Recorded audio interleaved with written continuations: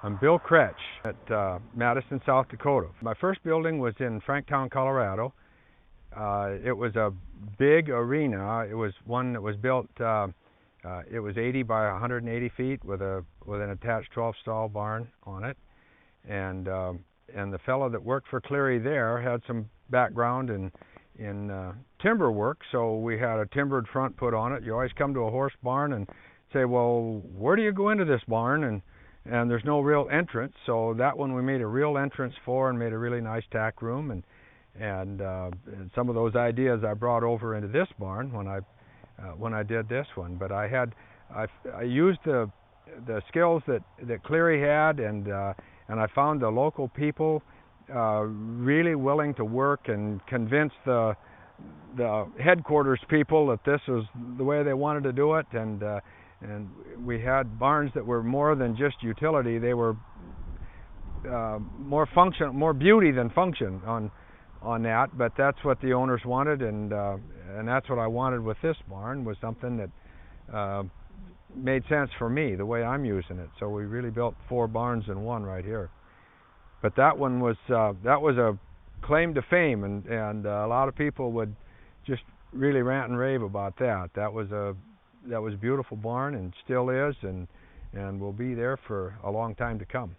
Well, we had the horse barn is on this end, and that's an 8-stall barn that we've converted a couple stalls into a wash rack and tack room and that sort of thing. I haven't finished the alley in it yet, but that's my project before winter, and then put the stalls in.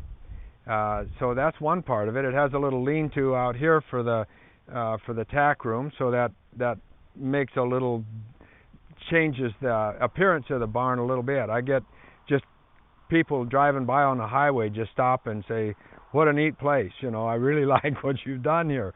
It's easy to look at. The other part of the barn is the shop, and that has a higher ceiling and a place I can get my machinery in, and I've heated the floors in it with the hot water heat. I haven't put geothermal in it yet. It's just electric right now, but I'll probably end up with geothermal to heat the floors. So I've got a warm shop and a warm tack room, and then a lean-to for the hay barn, so that everything is really pretty contained. I don't have a lot of stuff setting out and cluttering it up. Well, I shopped around. I looked at all the barn builders and let them kind of give me their ideas and bid on the job that I wanted. But Cleary just has a system of their structures, their laminated beams, and everything they do is built like a bunker, and that's the way I like to build things. I build everything like it's a bridge, and that's the way Cleary does it, and that's what I wanted. And if we ever had a tornado here, this is the place I'm going to be when it comes, because it isn't going to go down. Worked really well. I could convince the guys on the ground that this is what I wanted.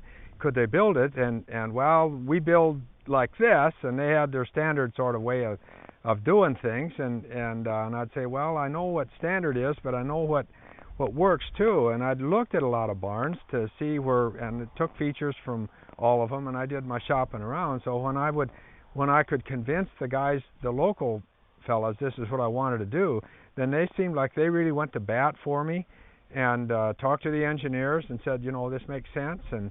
And I think maybe Cleary learned something from building the barns, and I sure learned a lot from it, and the guys are when the crews show up to work, they're very, very efficient, and they're a study in efficiency just watching the crews go. They know what they're doing, they work well together, and they always seem like they're looking out for the customer. Maybe Cleary doesn't want to hear that, but they should be looking out for the company. But bottom line is they end up with a lot of happy customers if they take care of everyone as well as they take care of me. Well, it was my dream, and it was just sort of in the fog, and until you get the posts in the ground and the ceiling on, and every stage it gets a little closer to what it really is. This one still has a ways to go, but when it's finally done, when that one in Franktown was finally done, I wanted to just get a bunch of long tables and a big a big barbecue set and invite in about 50 people for a sit-down supper. You know, it was that pretty and that nice and that satisfying to see it done that way. It's what I wanted, and it's just very satisfying to get one to see it done and see it through. Well, just the local people that I've found on the ground level are just genuine good people. I mean, they are what they present themselves to be, and they're your neighbors that are building your barn for you. They're going to be there when 20 years from now if you should have a problem with it, and they've done a lot of barns and they have a lot of experience, and you don't know that until the crew shows up. And once the crew shows up and you see them working together and things just, I mean, it's just magic how they can do it. If I were to do that myself, I'd be working on this barn for 10 years, you know, but they gain experience from doing this barn and doing the one in Franktown, from all the barns that they do, and so they work well together. They do a good job.